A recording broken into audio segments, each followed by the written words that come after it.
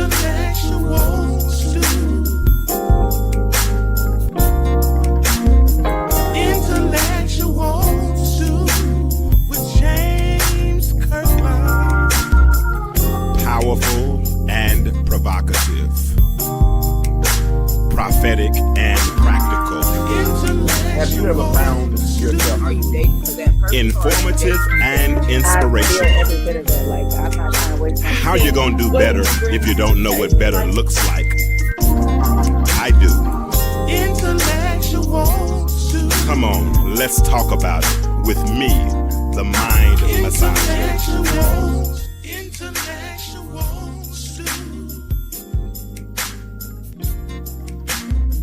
Intellectual stew with James Kirkland.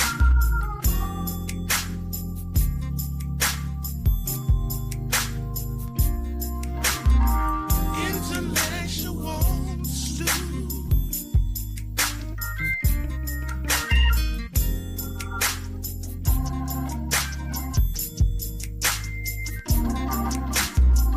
Intellectual stew.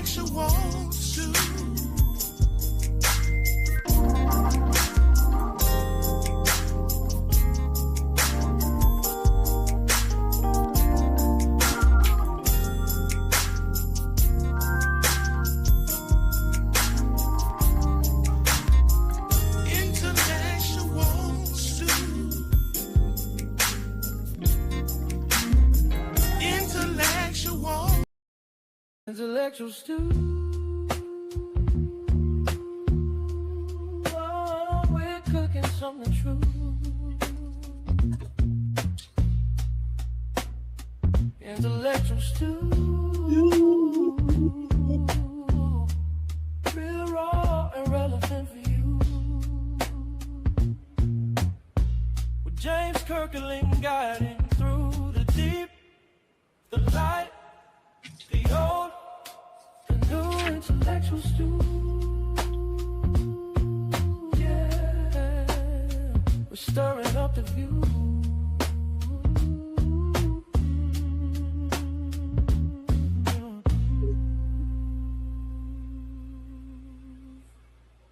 Intellectual stew. Oh, we're cooking something true. Intellectual stew. Real raw and relevant for you. With James Kirkland guiding through the deep, the light, the gold, the new. Intellectual stew. All right. What's up? What it do? Time for another episode with yours truly, James Kirkland, and the Intellectual Stew. But before we get started tonight, I want to say something to whoever just clicked in. First of all, what's up? Good evening. Thank you for making my acquaintance again tonight. Do me a favor, come in, speak. After you speak, go ahead and share the thread, and we're going to get right into it. What's up, Viola? We're going to get right into it tonight, because tonight I'm talking to two audiences on this show tonight.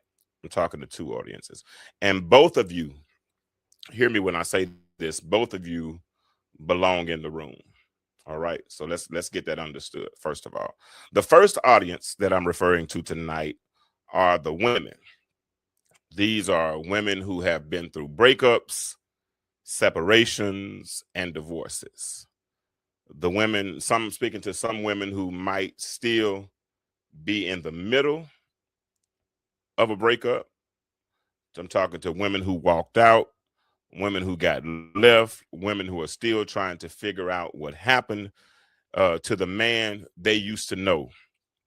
You came here tonight looking for language. You came here looking for someone to name the thing you have not been able to name. And tonight, I'm going to try to do that for you. Now, that's the first audience, the women who've been through the breakup. But the second audience that I'm going to speak to tonight are men. I want to speak to men who perhaps have lost themselves somewhere along the way and have not told anybody. I'm talking to men whose wives have been trying to tell them something for years and they did not have the ears to hear it. Men that are sitting in their cars in their driveway right now, or on a couch with the TV on mute, who clicked in not really knowing why. You're not visitors on the show. You're one of the audiences. Let's get that understood. And guess what? I am one of you. We're going to get to the mirror tonight, and some of you are going to catch yourselves in the reflection before the show is over. That's where we're going. So here is where I want you to hold on for the next hour or so, because some of you are sitting next to a man right now. Some of you are that man, and either way, what I want you to leave here saying is, hey, self. All right, because tonight we're talking about the mirrors in your own house, the one you walked past this morning without looking, the one that has been furniture in your home for so long you forgot that it had a job. And my question is, what happens to a man and to the woman who loves them when the mirror disappears? So tonight our subject is going to be, hey self, when the mirror becomes furniture. When the mirror becomes furniture. Now this is going to get good tonight, and I'm hoping that y'all will come on in the room so we can have a good discussion about this whole concept of the mirror only becoming furniture. Now, when you come in, do me a favor. Like I said, speak. Let me know where you're listening from. And if this touches you, the phone number is there, and I'll stop different places along the way tonight to offer opportunities for you all to share your thoughts. I want to answer your questions. If I don't have the answer, I'll try to get it.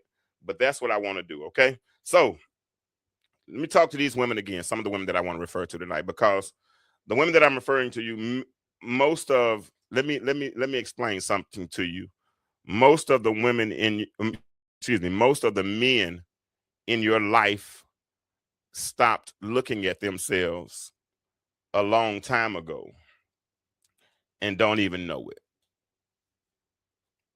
And the reason why is because we get so caught up in the hustle and the bustle of life, in the routine and in the goal and in function, that at a certain point, the mirror doesn't serve the same function for him, sis, that it might serve for you.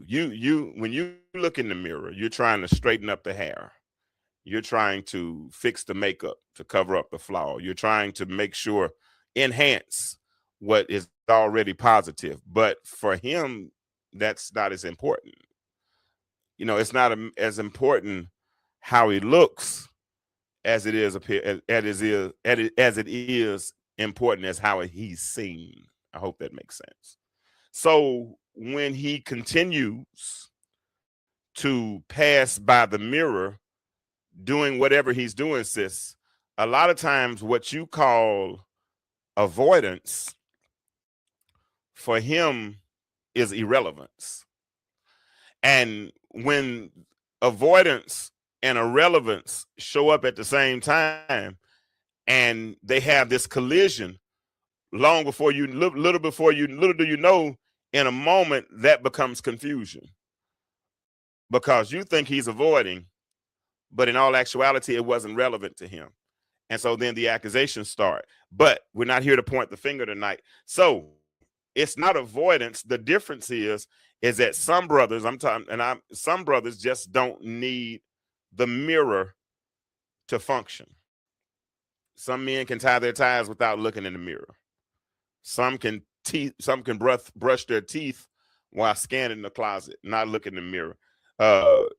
Depending on their hair, their wave pattern, they can brush their hair without looking in the mirror. So what the mirror ends up becoming for that man is, if you're being honest, the mirror becomes the furniture they walk past, sometimes for years, sometimes for decades, and never really pay attention to the reflection in the mirror. And the slow casualty, the version of him that used to check on him, the version that used to check on himself, disappears and nobody notices, including him. Let's just have a conversation tonight. And understand the marriage doesn't kill the mirror. He killed the mirror. The marriage just happened to be the room he was living in when he killed it. Because here it is. You don't avoid the mirror because you can't bear what you would see. You avoid the mirror because you don't need it. And by the time you need the mirror, it's been 10, 15, 20 years. And that's where we're going tonight, because the mirror for some people is furniture. And what happens to a man who stops looking at himself long before the marriage ends? And let me say this, sis, because the reason I can talk about that man is because for 15, maybe 20 years, I lived in a four-bedroom house with my whole family. Our bathroom had his and her sinks. You know, her sink was a lot bigger than mine, but our bathrooms had his and her sinks. My little section was small, and I had my own mirror on this side. She had the double vanity on this side with the long mirror and everything else that went with that. But every day, and unbeknownst to me, because it just became a pattern, every day I would literally pass by that mirror. Every day. And when I passed by that mirror, rarely did I take a look at that mirror. Every day, literally, every day, I would pass by that mirror every morning. And I had to walk by it because the way, when you came out of our master bedroom, when you walked out, shower was on the left, garden tub was on the left, and also the restroom, and then with the toilet. And then you had my little area of the sink. Then you had an opening to go into the walk-in closet. Her side was to the left, mine was to the right. And then beyond the opening was her double mirror. Double mirror. So I had to walk past the mirror to go into the closet. But instead of stopping at the mirror, I might have stopped for a minute to put the toothpaste on the toothbrush, but then I would brush my teeth while I was in the closet, looking around, scanning to see what suit I was going to wear, see what shirt I was going to wear. And a lot of times when I would wear a suit with shirt and tie, if I was going to work, a lot of times, because I didn't want to be wrinkled when I got to work, I would wear a t-shirt. And so I would just hang my suit jacket and my dress shirt in the back of the car. And when I would get close to work, I would reach in the back. I mean, I probably shouldn't have been doing this while I was driving. I'm telling on myself, but I hope the statute of limitations is over with. But what I would do is I'd take that t-shirt off, put on my shirt. I would tie my tie riding down the road. I would tuck it in as soon as I got out of the car. I'd brush my hair riding down the road. My point is, for years, 10, 15, because I can remember doing this back as far as 2002, 2003, 10, 15 years, I would literally walk by the mirror. And so if you don't use a thing for so long, does it lose its function? Because its purpose had not changed, although I was not using it in the function that it was created for. It was still a mirror, but the mirror had a different purpose for me. The mirror in my life had just become furniture. Then the marriage ended. Moved out of the house. No longer had that 4-bedroom house. No longer had that big bathroom with the double vanities and all of that, those kinds of things. No longer had those things, but now I'm in a 1-bedroom apartment. And in this 1-bedroom apartment, the house is totally different. The bathroom that I had in my 1-bedroom apartment was probably a quarter the size, a quarter the size of the bathroom I had in my house. But this time, after sitting on this couch for so long, and I'm telling you, because I'm the man that I was explaining to you that some of you have been dealing with for so long, I've been that man. So I'm telling you, one day I'm walking into that bathroom. And while I'm walking into the bathroom, out of my peripheral vision, because I wasn't looking for the mirror, I hadn't looked at it for years, right? I'm walking to the restroom, and out of my peripheral vision, when I look to the left, you know what I see? I see 3 versions of myself. And the first words that came out of my mouth when I looked in the mirror and saw my reflection, you know what I said? I said, "Hey, self." I literally said, "Hey, self." And it was a knee-jerk reaction. It was not planned. I don't know. But for the first time in years, I saw myself. And when I saw myself, hey, Barbara, Sister Miller, how you doing?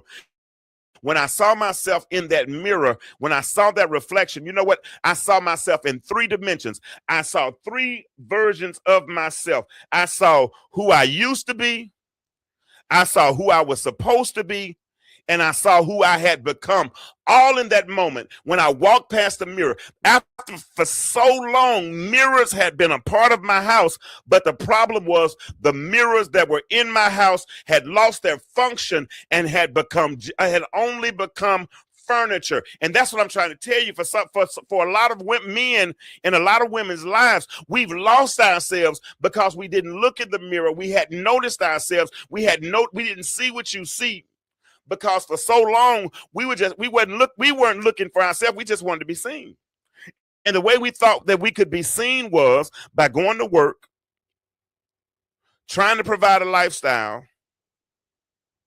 trying to live this life out for Mr. Charlie and everybody at the job and all of those things. And so what ends up happening, unbeknownst to us and before it's too late, is that a lot of us end up losing ourselves. And when we lose ourselves, then it takes years and years and years for us, because we really, although we're not looking at ourselves, we still want to be seen. And you know how we're seen?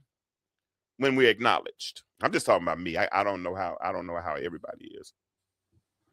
But in that moment, when I looked in the mirror, out of my peripheral vision, because even then I wasn't looking ahead. I wasn't looking at the mirror trying to brush my teeth or fix my mustache or any of those things. Because even back then, I'm being honest with you, man, my facial hair didn't grow like that. So I didn't have to stay in the mirror trying to, I just went to the barber every week. And by the time I got to the barbershop in a week, then it was scruffy enough that it needed to be fixed.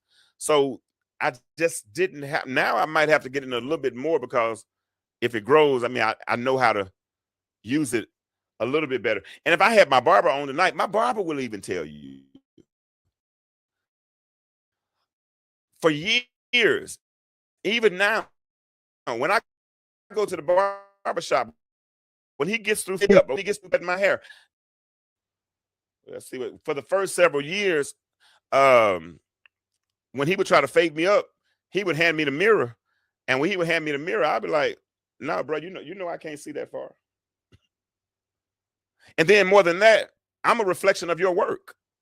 So I can tell how good my haircut is by how many compliments I get. If I don't get any compliments, then it probably wasn't a good haircut, right?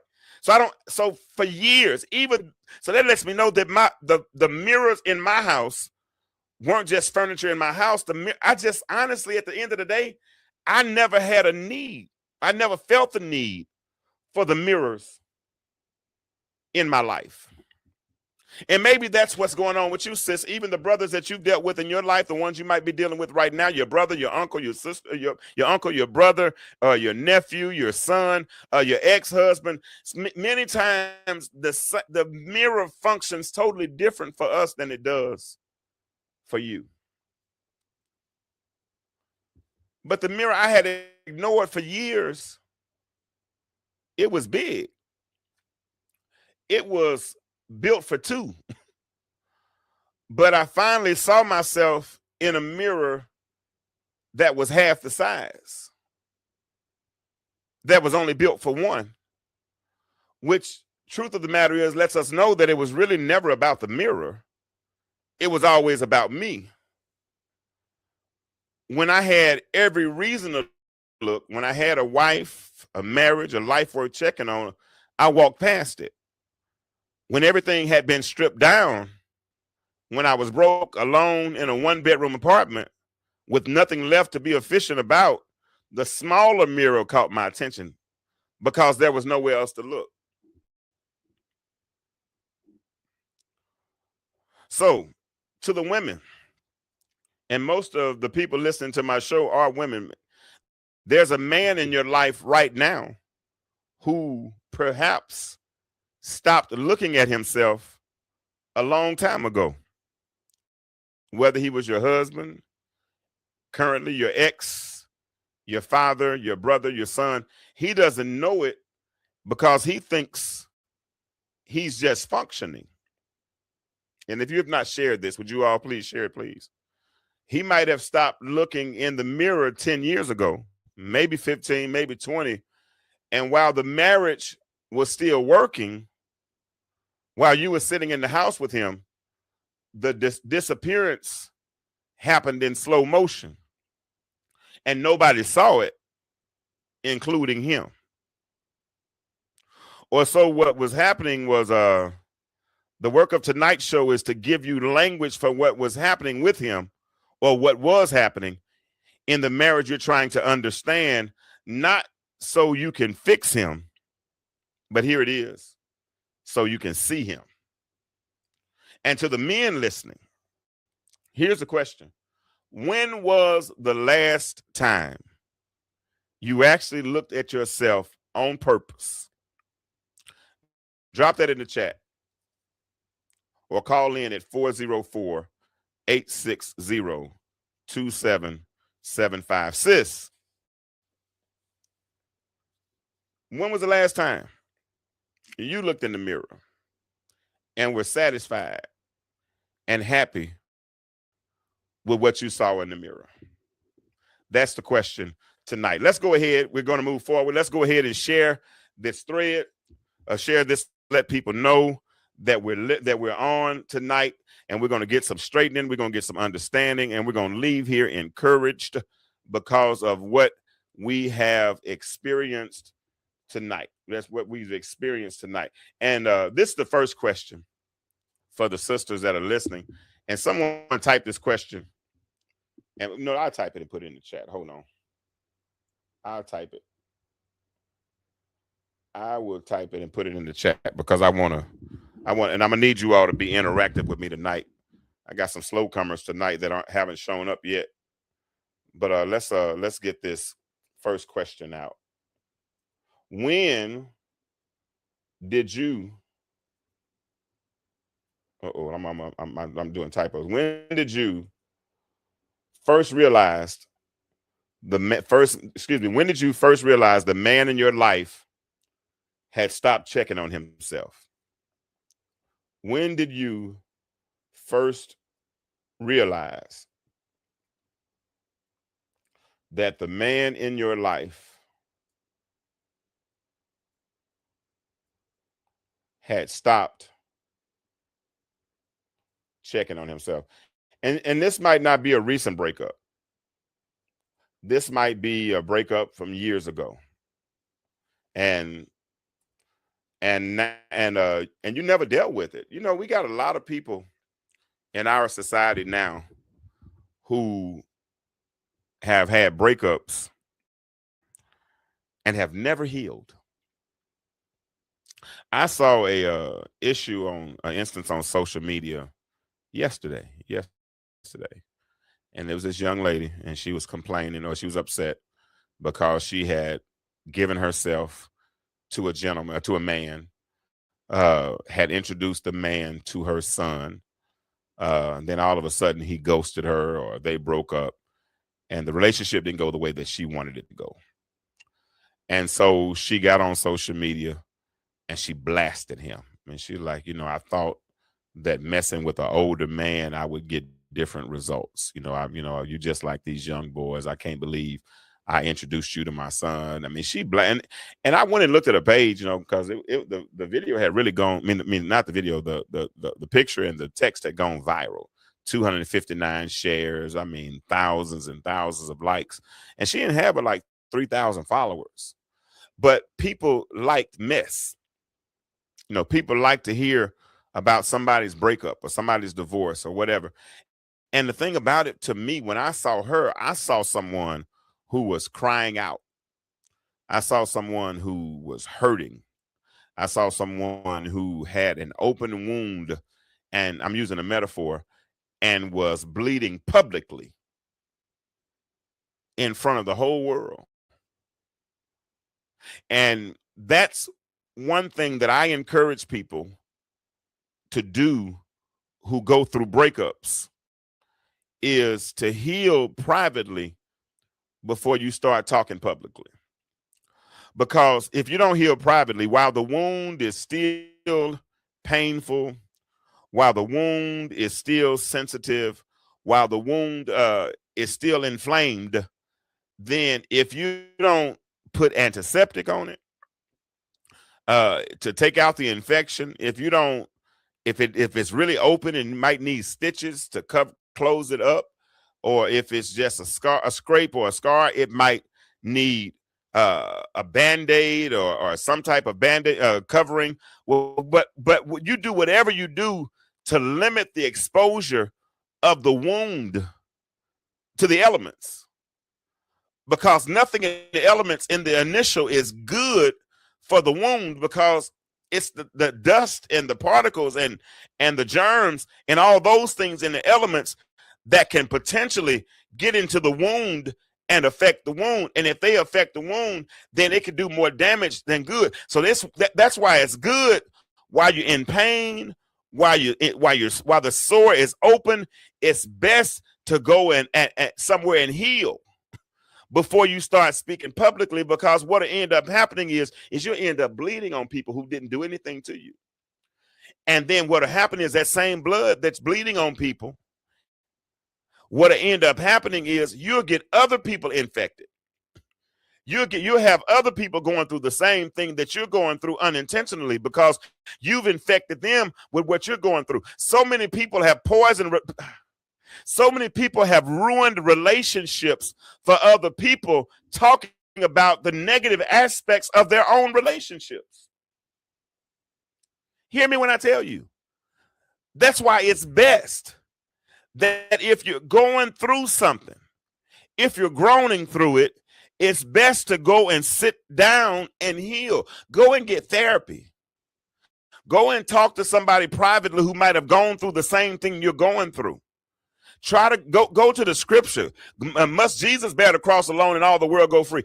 Go talk to him. Go talk to somebody by all means. But while you're sore, while you're bleeding, the last thing you want to do is bleed publicly on people who've done absolutely nothing to you. So here's the question I want to ask the women tonight, talking to my sisters, and we've been talking about the mirror and how for certain men, the mirror represents in the house is furniture. And so it doesn't function for him like it does for you. And so what we're doing is we're trying to give you language to understand, potentially not justify. Hear me when I say that, not justify. But what we want to do is we want to create an atmosphere of communication, because if we can create an atmosphere of healthy communication with proper interpretation, what I think we can end up doing is limiting our frustration. Have you ever thought about this? That two people can look at the same situation, see the same situation, but come away with a different interpretation. It happens all the time. And when you look at the situation one way, and he looks at the situation another way, and there's no communication where the two individuals are in fact saying what they see, then what ends up happening is everything is left open to the rule of interpretation. And if everything is left into the rule of interpretation and we've not communicated, then what ends up happening, because we've not talked, is somebody ends up along the way being frustrated. That's all. That's it in a nutshell. And I really wish that I would have, while walking past that mirror, had caught a glimpse of myself, not the one in the 1-bedroom apartment, not that one. I'm talking about the one in the 4-bedroom house, the one with the double vanity, the bigger mirror. If I had caught a glimpse of myself in the periphery, then perhaps some of the stuff I went through, I might not be going through. Real talk. Because if I had seen it, because guess what? If you don't look in the mirror, it doesn't matter how many people tell you what they see. If you don't see it, then you probably won't agree with it. And because I had blinders on, obviously I had blinders on. Obviously I had blinders on. Because I had blinders on, then I must have missed what other people saw and refused to look at it. That's part of the arrogance that Mike was talking about last week. I mean, Mike said, and I'll never forget this because it was so impactful. He said that I could provide with the best of them, but I hadn't figured out how to protect my wife from me and my stubbornness. That was one of the most powerful, impactful lines that I had ever heard on this show. Real talk. That was one of the, I've been doing this podcast, I think, when did I start? Either 5 years ago, 6 years ago. I need to go back and look. 5 years ago, this month, you know what? Actually, this might be my 5th year anniversary tonight. Maybe. It might be my 5th year anniversary tonight. But either way, I'm just trying to give you language to understand what man could say. I got a couple of questions. That's one question I want to ask tonight. When did you, because obviously that there's not been a man, and I want to ask this: do you think you might have missed a sign, wondering if you might have stopped checking on him? Because it's easy to do, especially when you start raising children. We started out with one child, and he was the only child for almost 4 years. And then all of a sudden we had 2 more in a 16-month period. So we go from one child to 3 children, or one child to 3 children. And I probably lost myself the more the children came. And that's not a bad thing, because I knew I had to provide. I knew I had to do what I had to do. And then I'm dealing with guilt from other bad decisions, and dealing with the failures and the past mistakes and all of these types of things. And those things, after a certain point, and I don't know if this happened for the man in your life, but after a certain point, I didn't want to look at the man in the mirror.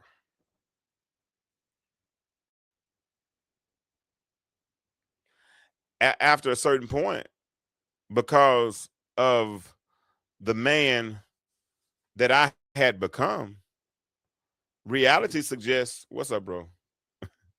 Oh, it's all good. But what we're talking about, Dennis, is for a lot of men, and you're young. Well, you're not young, but we're talking about, and you're still in yours. But for a lot of men in and out of marriage, those who've gone through divorce and things of that nature, for a lot of men, and tonight's show is called Hey Self, because it's based on not the mirror that I had in the 4-bedroom house with the double vanity and was in between had the walk-in closet, the one I walked by every day, the one I should have seen myself.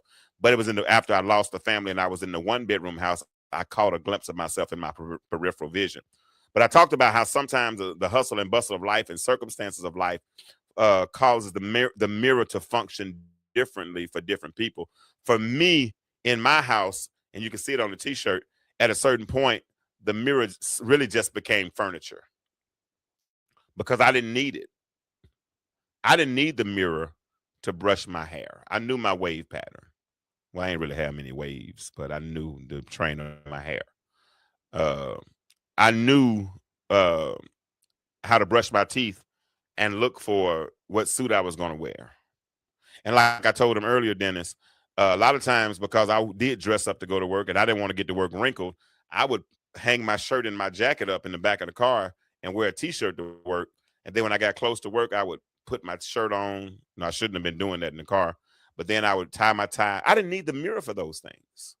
So the mirror functioned different in my life. Some sisters, now the mirrors might have the men in their lives, they might have done the same thing, because the mirror serves a different function for men, or some men, than it does for women. And what'll happen is, because we're looking, or because the mirror serves a certain function for you, you'll assume that what you see, we see. Or you'll assume that what you see, he sees. And you will put it in the category of avoidance, when in all actuality, it's not avoidance, it's irrelevance to him. And it's not irrelevance on purpose. I just didn't, that wasn't how I saw it. And I didn't see it like that because I wasn't looking. I'm sorry. I apologize. But I was caught up. I had to get to work. And so, and I really didn't want to go in the first place, but I had to go. So I had to get the suit out the closet. I had to get, I had to get out of the house. I had to get the routine right. I had to get in the car, had to do all these things, right? And I didn't care if, I had a blemish on my face. I didn't care if I had a pimple I didn't care about all those things. So I just went on to work. So the mirror functioned differently for me. But when I finally saw myself in the mirror, and it wasn't, and like I said earlier, I wasn't even looking head on. I was looking out of my peripheral. Dennis, I know you come down on the fast break, you're looking dead at the goal, but you can see the two trailers on both sides out of your peripheral vision, and you might fake it to the left and then drop it off to the right, or throw a oop, whatever. But you can see you can scan the whole floor while your eyes are forward. I was looking forward, getting ready to go to the restroom, but out of my peripheral vision, I saw myself, and before I knew it, all I said was, "Hey, self." And then when I said, "Hey, self," I spent a long time looking in that mirror. And in that mirror, in that moment, I saw 3 dimensions of myself. I saw who I was supposed to be, and who I used to be, all in that moment. Who I was supposed to be, and who I had become, all in that moment. And I sat there, and guess what, Dennis? For a long time, for the first time in about 15 years, I sat there and I looked in that mirror, and I really did an analysis. I did an evaluation, and the words came to my mouth. I said, dang. Wow. I did that. I had become that. Man, I see why she left me. I would have left me too, because I had lost myself. And let me say it like this: if you don't check in, if you don't check on yourself, when you finally do come back and check on yourself, you won't even recognize yourself. Maybe that's why the rappers used to say, check yourself before you wreck yourself. Because if you don't check yourself, you're just you're opening yourself up for exposure, because people will always see what you see. And if they love you enough, they'll tell you, but a lot of people don't care. They can see you going down the wrong road. They can see you making a mistake. They can see a negative outcome. We have a habit in the country, when you are even on the road, sometimes, if you're driving on one direction and the car is coming forward, if you just saw a police officer, you might flash your lights, and you flashing the lights lets the oncoming traffic know that there's a policeman that's further up the road, and, you should be careful. If Dennis and I are friends, and Dennis sees something that he thinks will enhance or better my life, I would hope, now it's not his responsibility, but I would hope that Dennis would say, big bruh, I think you might want to rethink that. And in a relationship, if you see somebody that hadn't checked on themselves, or continually going the wrong way, and then that's when communication should start. And that's not placing the blame, because he should have looked. There's no doubt about it. We're responsible for our own selves. But in a relationship, if the two become one, if something becomes imbalanced at a certain point, seems like that should be a check. With a moment where you have those 3 a.m. conversations, or where a moment where we're able to have or to communicate. And then, like I said, communication with proper interpretation eliminates frustration. But it doesn't happen until there's been proper communication. And proper communication is I got a text last week. Dennis. Check this out. And when they text me, I love this person too. I do. I really do. But this person texts me. And when they text me, every few words were capitalized, all caps. Oh, okay. I'm sensitive, so if I see you, so I text back. In the old days, I probably wouldn't have responded, or I might have responded with a not so favorable text. But I responded. I said, "Now listen, we've been getting along well, and I appreciate you for bringing this to my attention. But when you keep doing all caps like that, I kind of feel like you're yelling at me. And me personally, that's just James. My birthday's July the 6th. I'm a Cancer. I know some of y'all don't believe in zodiac. That's fine. I'm a Cancer. All right, and Cancers are crabs, and crabs have shells, and if you want me to retreat into my shell, raise your voice at me. Because I don't play that yelling stuff. So if your form of communication is raising your voice, that's not going to work with me.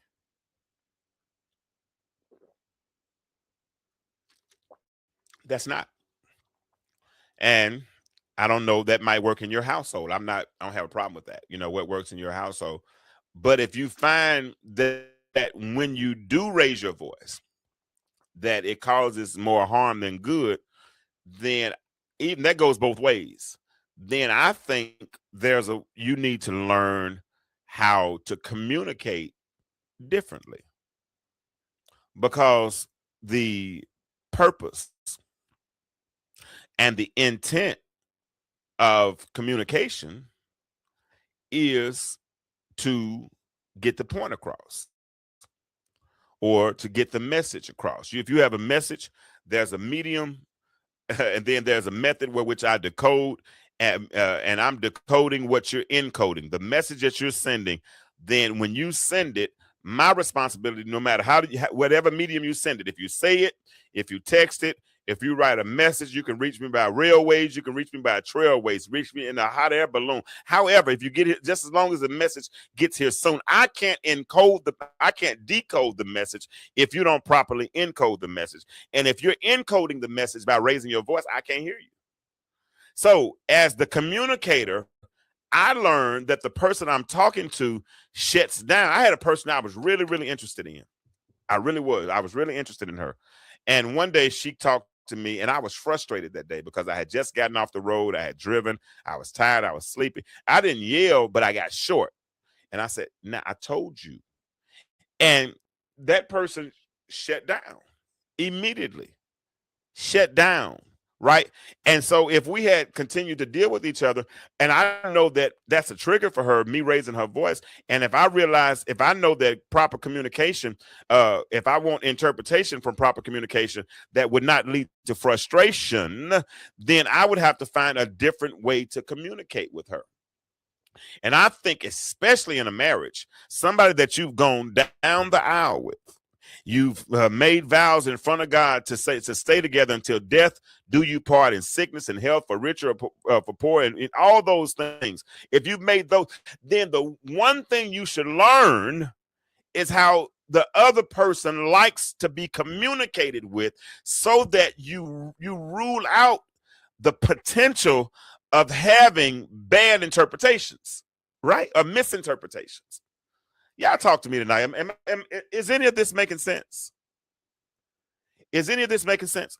Because if you thought for years that he was avoiding it, and he wasn't avoiding it, because it wasn't avoidance, it was a relevance to him, and you sitting there telling yourself every day, he don't do this, he don't do that, and he saw, and I know he saw that, and if he didn't see that, then he should have saw that. Because, and understand, the mirror is not necessarily just a physical mirror.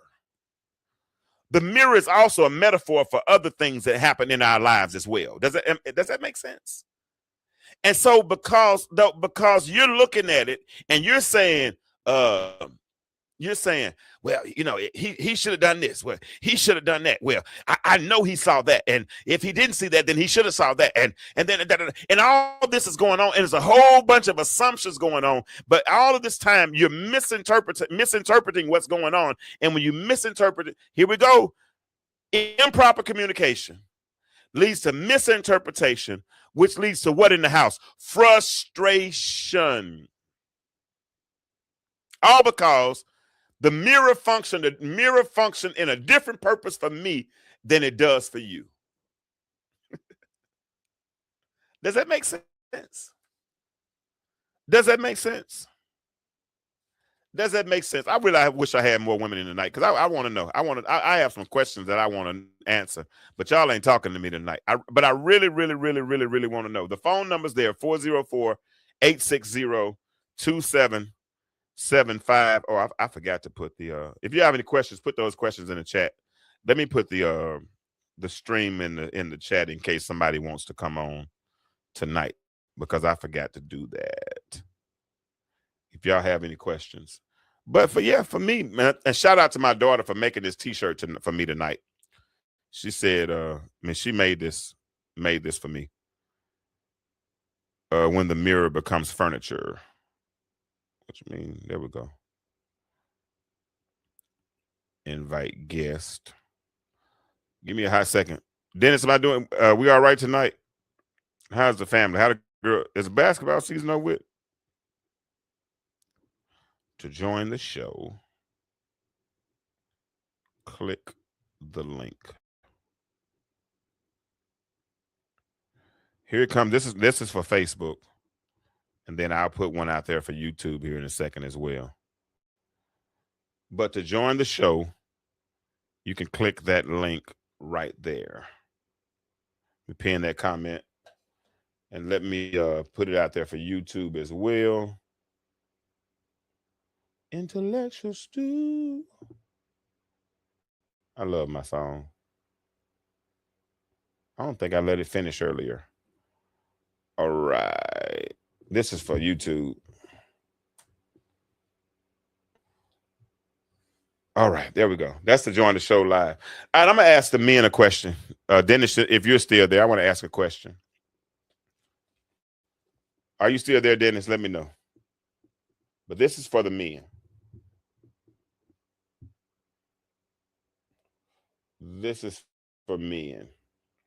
If Dennis is still there. For men.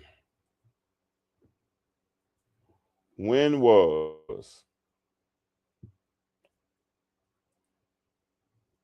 the last time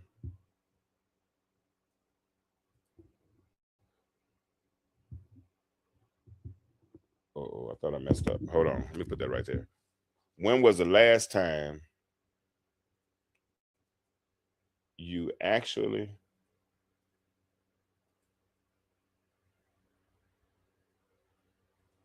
at yourself? This question is for men.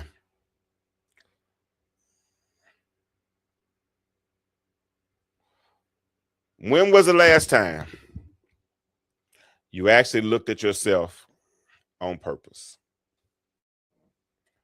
Now, I'm going to be honest. I'm a little bit better about looking in the mirror now. Number one, my hair grows back a little faster now that I'm older. And it's gray. So when it's gray, I don't want all the little scruffy stuff around. And I've kind of partially learned how to shave. You know, like I said, for a long time, I didn't grow hair like that. So because I didn't grow hair like that, I really didn't care to look in the mirror. But now I'm starting to grow hair in places that I didn't used to grow it as thick. So I have to, I literally have to make sure that I look in the mirror a little more regularly now than I used to look in the mirror. And I've slowed down now. My kids are grown. My responsibilities are not the same like they used to be.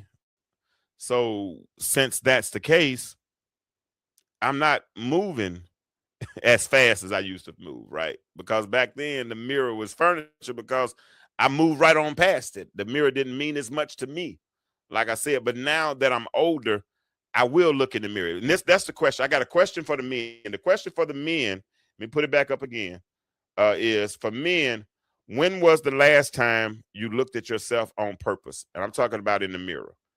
When was the last time you looked at yourself on purpose? And this question is for the sisters. You put it back up there. That's for the men. When was the last time you actually looked at yourself? And we're talking about in the mirror tonight, because for a lot of men, as I've stated earlier, the mirror wasn't really anything but furniture. And I know that sounds harsh, but it's the truth. Now, that's the question I'm asking men, but I'm asking this question for women. When did you first realize that the man in your life, and you might not have ever realized it, say that as well. When did you realize that the man in your life had stopped checking on himself, on himself? I said yourself. I meant to say himself. Let me see if I can edit that. Edit.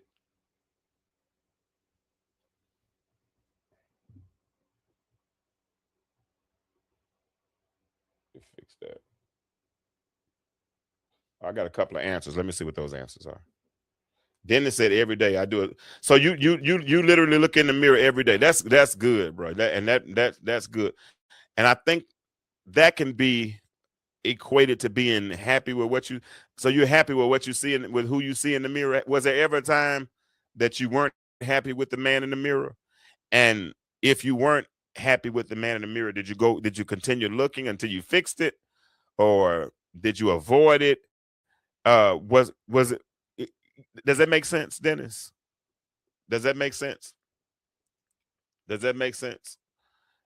You say, because Dennis says he does look in the mirror. Like I said, a lot of men don't. I know I wasn't, and that's why it was so shocking when I finally when I finally saw myself after having not seen myself for so long, and all I could say was, "Hey, self."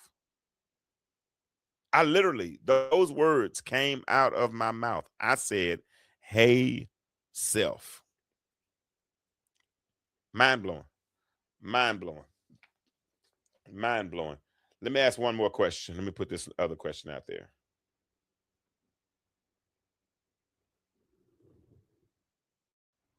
Uh-oh, Dennis is coming to see me. All right, cool. I got a guess. What it do, Dennis? Oh, hey, this work a lot better. I be doing that call in, and then I can't hear. Never mind. I'm slow. Anyway. I'm glad you popped in. Talk to us. What's going on? I love what you're doing with the conversation tonight. I ended up jumping on late because these schools calling for my twins and my oldest daughter. It's a great problem to have right now. But oh yeah, I'm very, very big on like a self-evaluation daily. And because I work in a field where I see a lot of people, they express to me their emotions, I make sure that I'm okay with me every single day. So like that drive in, I don't have no music. It take me an hour to get in. It take me like 45 minutes to an hour to get to work. Okay. I don't turn no radio on, nothing. I just want to make sure that I'm okay. What I need to do, whatever my agenda is for myself, I got to get that going first because, you know, heavy is the head that wears the crown. So I got to be okay because I got 9 kids. Everybody depends on me. 9 kids and a wife. Everybody need me. So I have to be okay. And I like the question that you posed to the women, but I don't think that they would notice that you start checking on yourself until you're in danger. When you are in that first stage of, I'm not okay, but you're probably not admitting it to yourself, she doesn't notice either. Because it's internal. once you have an issue with yourself, you have to identify it and own up to it immediately. And you have to either be one really strong within yourself to fix it alone. Like, I thank God for that ability. I've always had it since a little kid. It's getting ready to get loud in my house. I heard 3 of my kids walking in. That's a good thing. That's a blessing that they walking in. That's a blessing. Absolutely. Yes, sir. What's up, guys? Look. What's up, guys? Man, let them be a part of the show. Appreciate you. You was kicking some butt at karate today? Good job. Hold on for 2 seconds. Because I slapped him with the sword. Oh man, come on. No, bro. Hold on, wait. My little kung fu ninja just came in. Man, hey, look, I love it. I love it. Let him do his thing. Go ahead. But it's so important to do that daily self-assessment, because you can lie to the rest of the world and you will look like everything is fine. But if you lying to yourself, that's when the real danger can happen for you. That's when you can get to the point where you're suicidal and you're out of touch with reality and you got all these things going on that you can't explain. You have to, even if you lie to the rest of the world, you can never lie to yourself. I never lie to me, ever. But you know, man, I'm a push back just a little bit. Just a little bit, because I mean, and I agree. And what you're saying is not wrong. This is more of an amendment than it is a pushback. Okay, because I know you said, and I agree. She wouldn't know because it's internal, right? You have to fix yourself. I get that. But when you had a cat like I was, and I'm just talking about me, I didn't look for 10, 15 years. I didn't need to, because the parts of my life I thought were well, at that point. Back then, I was making 6 figures. You know what I'm saying? I dressed in very nice suits. I put her in a Mercedes in 2000, a brand new Mercedes in 2001. I had all the symptoms of success, right? The children were looking good. We had, now we might have been might have been some stuff going on behind the scenes, but I was so caught up trying to get to the next, trying to make sure we had this, trying to make sure we had that. And I didn't need the mirror for those things to happen. I didn't need, because she never walked out of the house without her hair looking all over her head. So either she wore a hat, she would curl the little curls in the back. You know what I'm saying? Because the mirror served a different purpose for her. You feel what I'm saying? I honestly, Dennis, I didn't need a mirror to do a self-evaluation. I could do a self-evaluation riding down the street because I'm just thinking. You understand what I'm saying? Because, what's up, man? That's the karate man. No, that's a girl. That's a girl. That's a girl. This a boy. No, that's a boy. Okay. This Linux. That's Kung Fu Man. Look, hey, he watching basketball, talking about good D. Look, hey, we got to build them young around here. Oh yeah. Hey, look, they got a great trainer. They got a great trainer. They got a great. Y'all don't know, Dennis wouldn't play basketball at Kent State, so he did play D1. So he does have a little history in this thing. He did. But think about what I just said, because I'm not talking about just, and I'm not, in this instance, I'm not even using the mirror as a metaphor. I'm using this as a literal mirror. I don't have to look at that to see a self-evaluation. I did. Well, I take that back. I didn't think I needed one to do a self-evaluation, because everything on the equal side to me was positive at a certain point. You know what I'm saying? Until I got caught up in that routine. And then when I got caught up in that routine, it's like I was in a funnel or a spiral, and I woke, and then days became weeks, and weeks became months, and months became years. Hey, and big bro. What's up? I'm sorry to cut you off. Go ahead. When you're talking to somebody and you're looking them in the face and you're trying to tell whether or not they're lying to you or not, what are you looking at? Their eyes. You got to look in your own eyes too. I can see that. You got to look in your own eyes every single day, because especially when nothing has changed. Like you said, you were living good, kids smiling, wife looked good, her hair done, nails done, everything. You know what I mean? She looked great. If nothing changed, you won't know that something changed unless you look at yourself to see, like, hey, am I still good? Yeah. And you're gonna know it way before everybody else. That's good, man. But and I hate it for me, and I know it's happened to so many other brothers, man. I hate it because When I had that real big mirror, I missed it.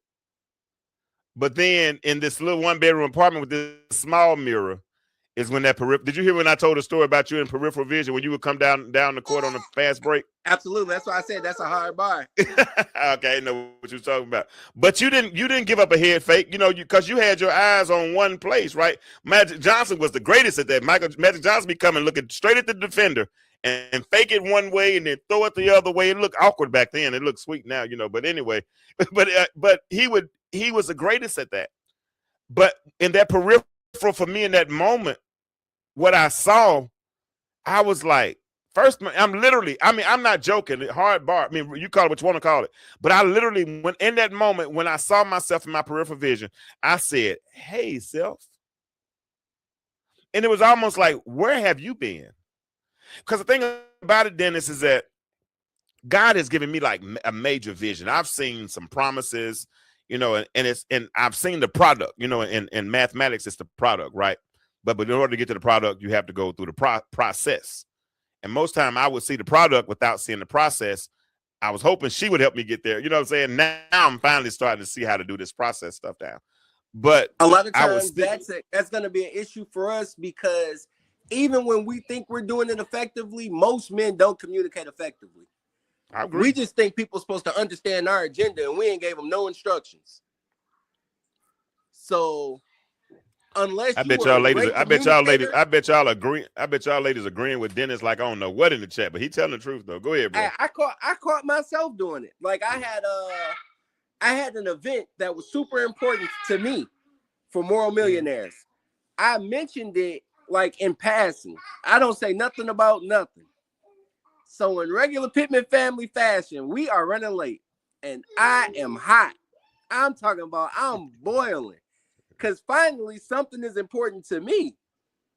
So we get to the place that we were going to, and then I tell them why it was important, and they're like, oh, okay. And we have a good time or whatever, but I should have talked about what this meant to me going into it. Yeah. I didn't say a thing. I'm just telling them, hey, 4:00, we got to be ready. We got somewhere to be. And I know to myself that I expect people to read my mind, and that's wrong. That's wrong. All the way wrong. And once you identify it, you try to get better at it. But I am very guilty of this.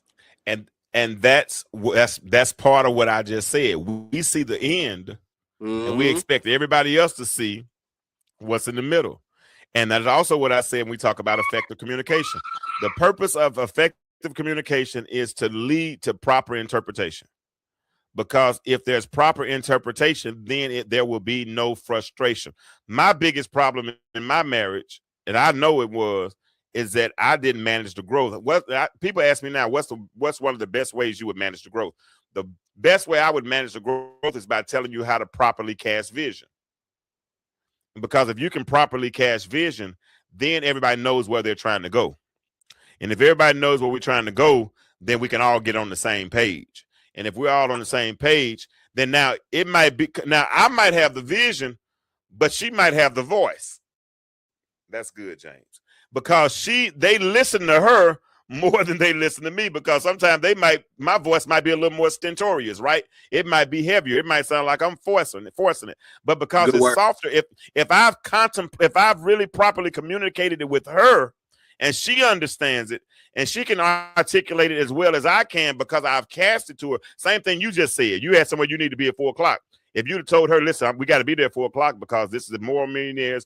I'm in charge of this. I need to be there at least 15 minutes early. People are going to have these expectations. Guess what? Now she can go to the kids and say, listen, we got to be out of here by 3:15 because your daddy got to be here at this time. Now we're a partnership and we have proper communication, which will take away the frustration. Right. Why? Because I've given an interpretation. She properly understands what's going on. Am I saying that right?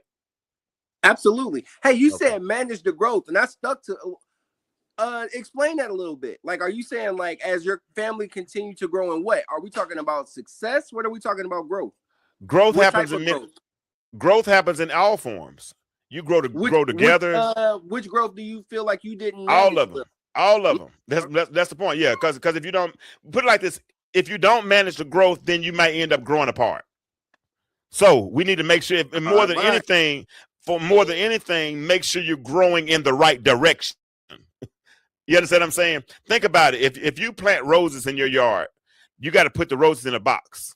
Why? Because roses grow wild.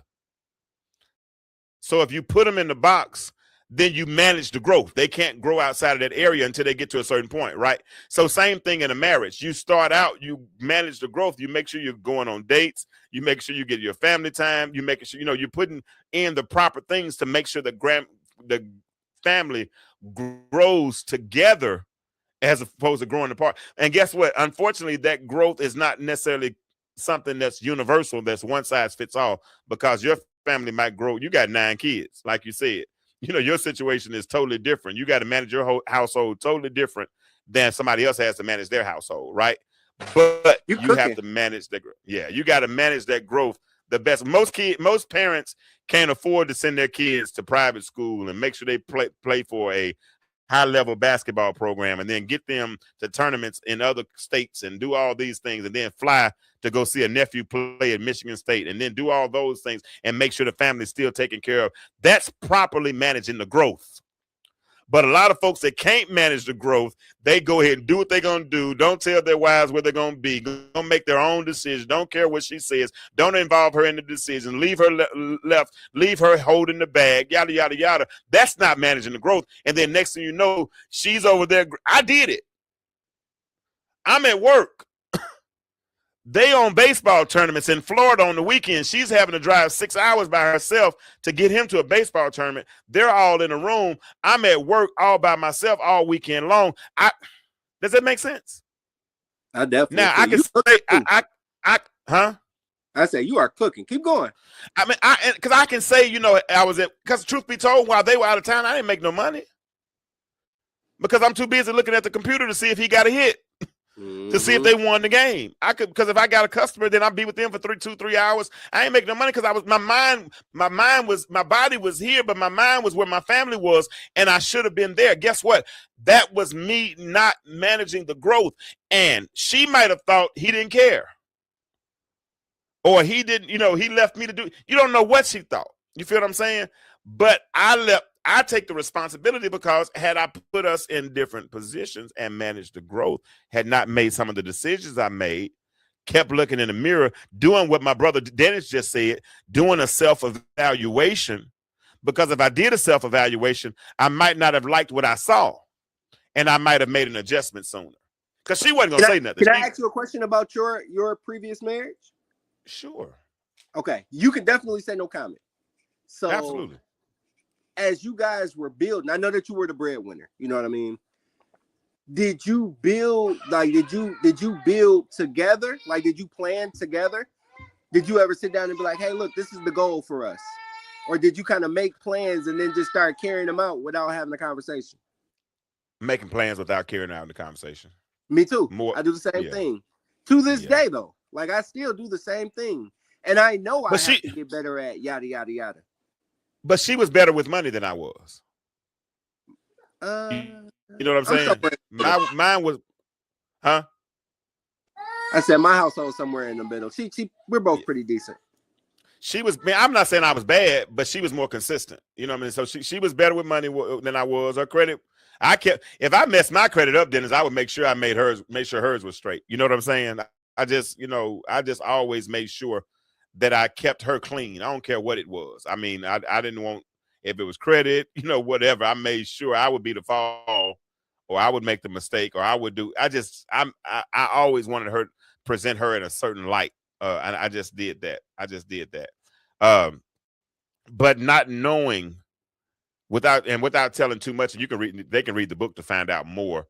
But some of the things I had done, I'll give one. I had gotten in trouble back in 2001. In 2001, I had a drink, and that wasn't but like 1 or 2 drinks. But some blue lights got behind me, right? And you know what happens when blue lights get behind you. Even if the liquor is fresh on your breath, then they go take you. And so I got in trouble that night. And I, man, after that, because I was doing well in the car business at that time, But after that, for a long time, I wouldn't apply for other management jobs because I was afraid of being embarrassed. And I think I had allowed shame to take over so much, Dennis, that even when it came to looking in that mirror, I didn't want to see him because I didn't like what I had become. Now, how many people in the car business, and the reason I can talk about this is because it's 25 years old. So anybody want to bring that up against me, y'all can bring it up again. You can't kill me if I commit suicide. So I've already told on myself. So if you stick a knife in a dead body, that's on you. I ain't got nothing to do with that. But I did that 25 years ago. But for years after that, I wouldn't apply for certain jobs because I knew they were going to pull my record. And if they pull my record, the last thing I hate, Dennis, I hated, I'm better with it now, but I hated rejection. I hated rejection, right? I don't know if something in my childhood, or somebody told me no, I don't know what it was, but I hated, maybe I do, but I hated rejection. So a lot of jobs I didn't apply for. And so because of the shame, because of the guilt, because of not forgiving myself like I should have, I didn't look in the mirror. And if I didn't look in the mirror, if I didn't see it, maybe they wouldn't see it.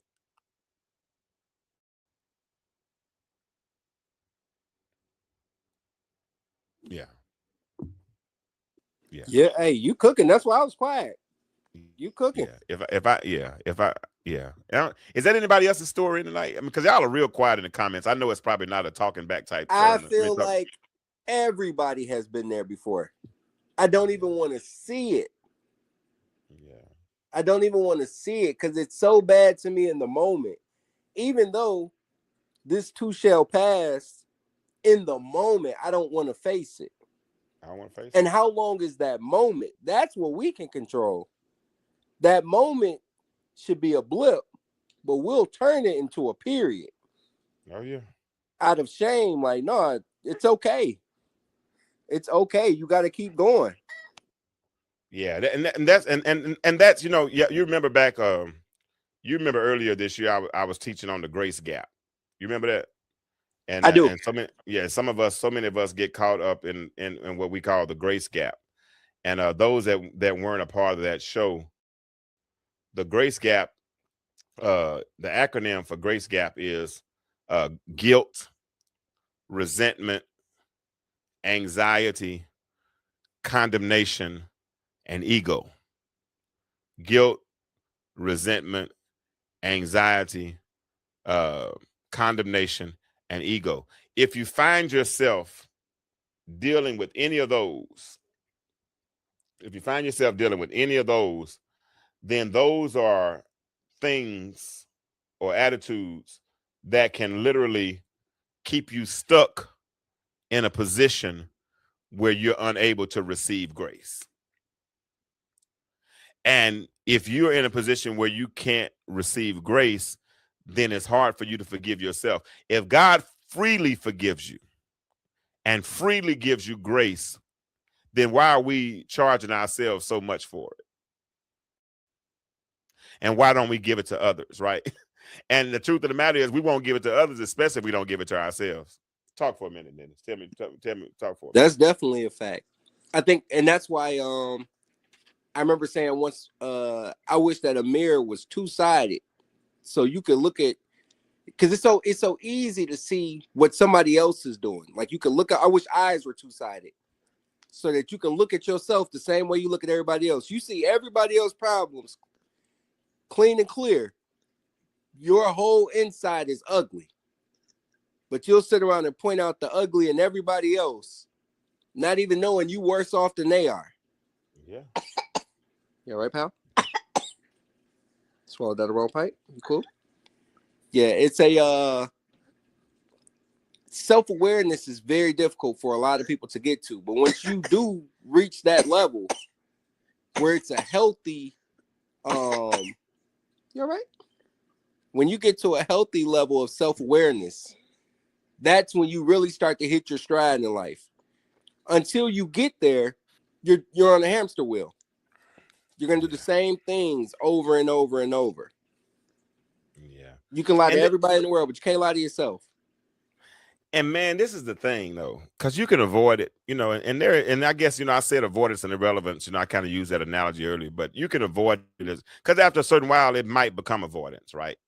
And and you can avoid it for so long, but what happens when the rubber finally meets the road, right? And you finally have to deal with it, and you end, and it's sad when you wake up and everything has changed, right? When you've left and you come back and you finally come to yourself, you know, that old come to Jesus moment, when you finally come to yourself and everything has changed. Man, I'm gonna tell you the hardest part for me, and Dennis, I hope you don't ever have to go through what I went through.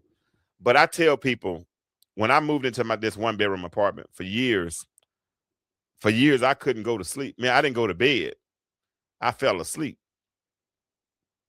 I would literally fall asleep on the couch, you know, instead of going to bed.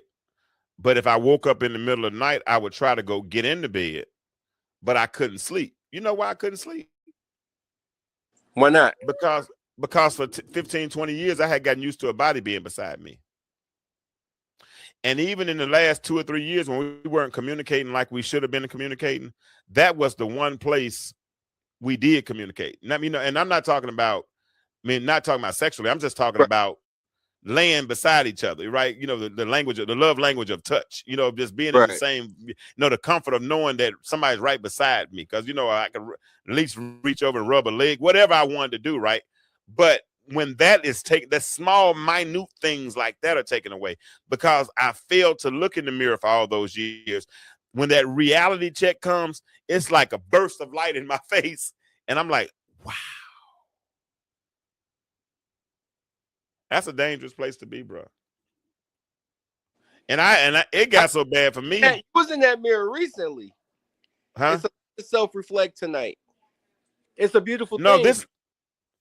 No, this was a few years ago, but I'm able to talk about it. You've been in that mirror though. Oh, I stay in it now. Sure. Yeah, I stay in it now because I know where I was. I mean, bro, I'm gonna tell you my whole. Listen, I tell people I went to work Sunday. I moved in an apartment on Sunday. Went to work Monday. Got fired Monday.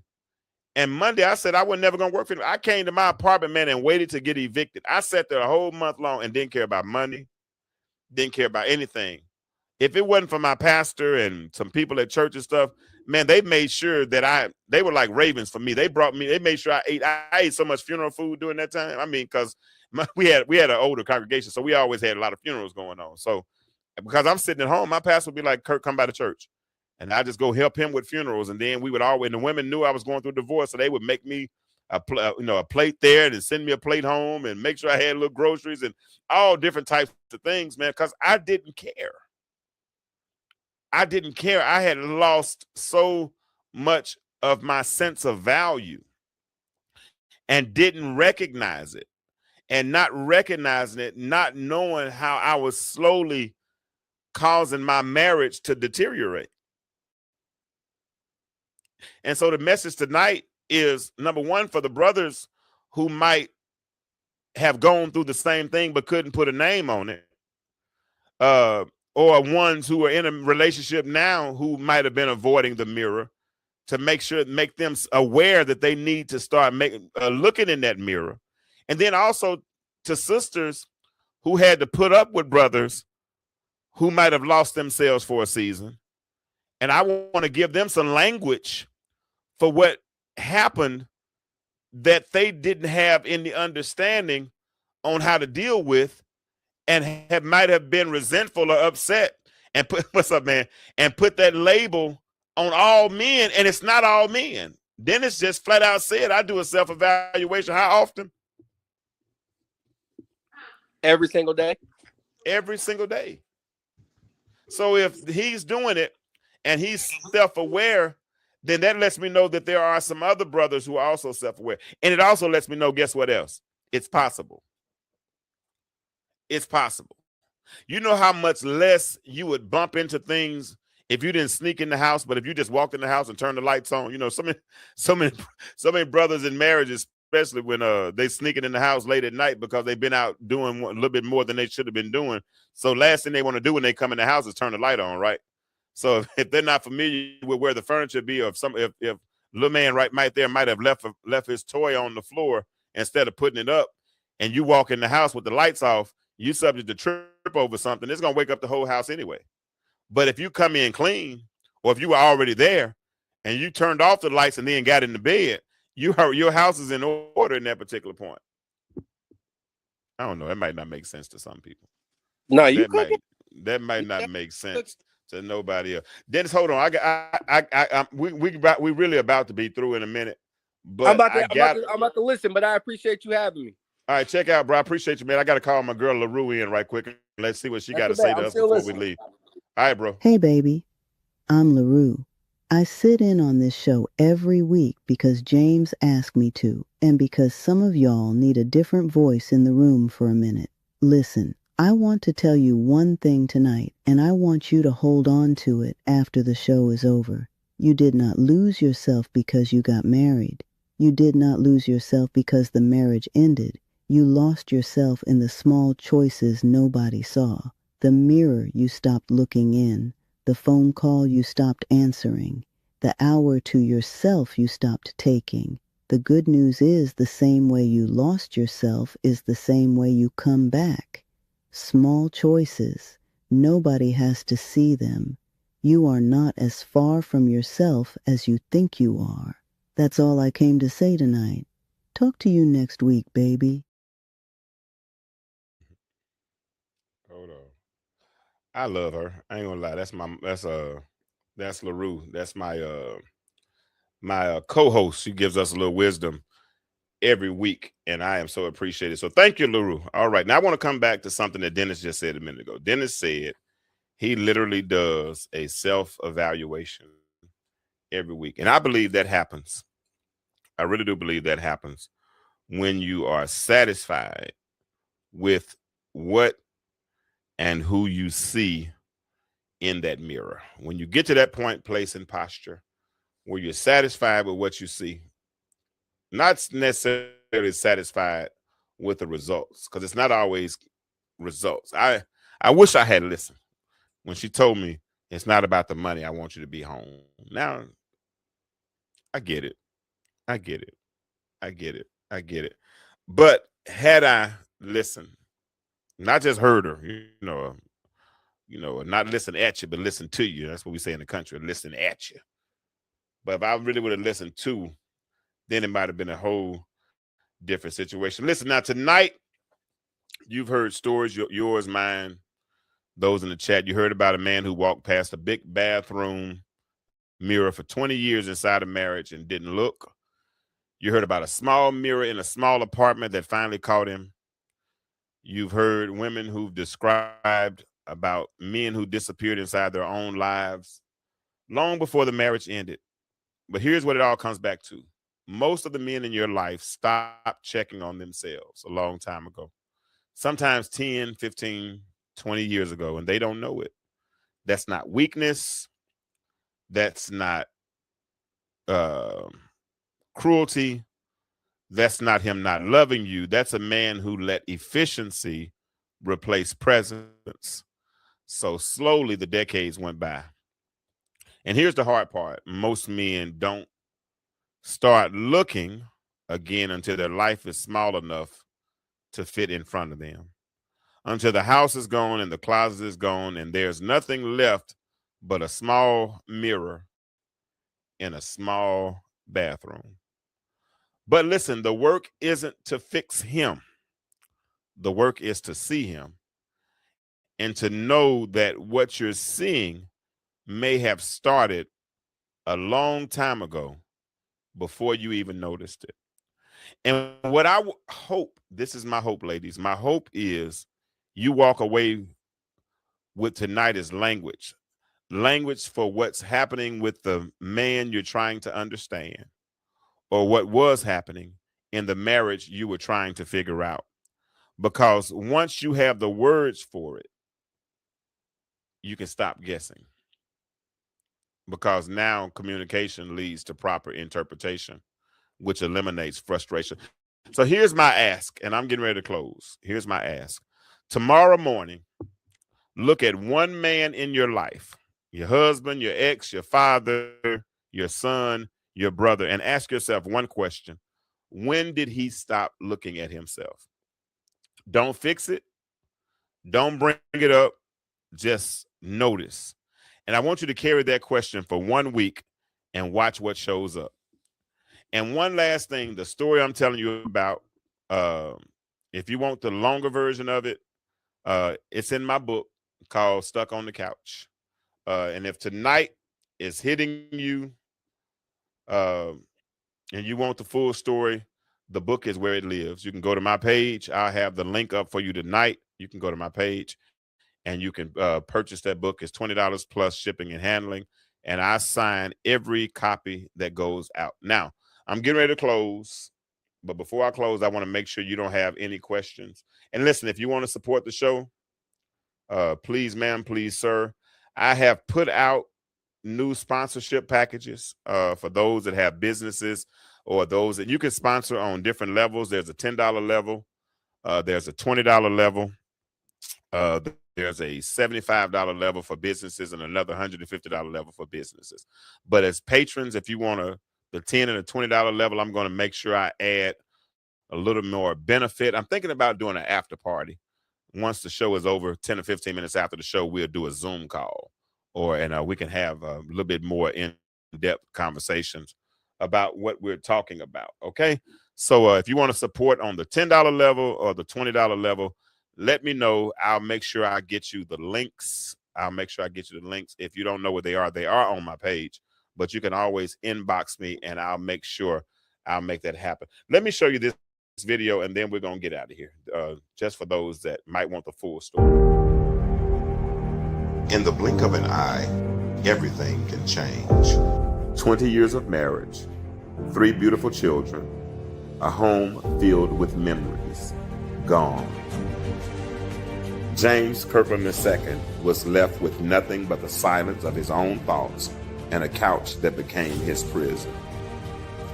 But in the depths of despair, subtle reminders of purpose began to pierce through the darkness.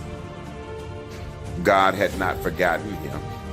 In every small sign, in every whisper, in the stillness, James began to rediscover who he was and why he was still here. Stuck on the Couch is not just a story of loss, but a journey of resilience, faith, and the courage to embrace a new normal.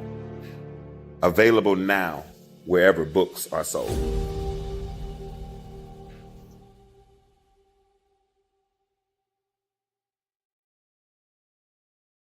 Now you can get that on Amazon and places in Ingraham Sparks and places like that, or Barnes and Noble. But I would prefer you get it from me. So I have the link. Like I said, if you're interested, inbox me and I will make sure you get that link. Or if you want the ways to support, I'll send you that link as well. $10 a month, $20 a month, and we'll be able to really expand and grow the show. But before I go, for everyone listening, hey self, that's the practice. That's what we did tonight.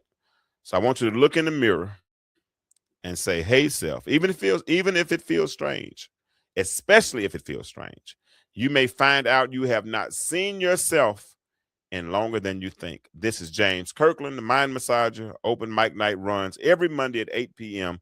And we will be back next week. And remember this, the world is changing. My question for you is, why do you remain the intellectual stew?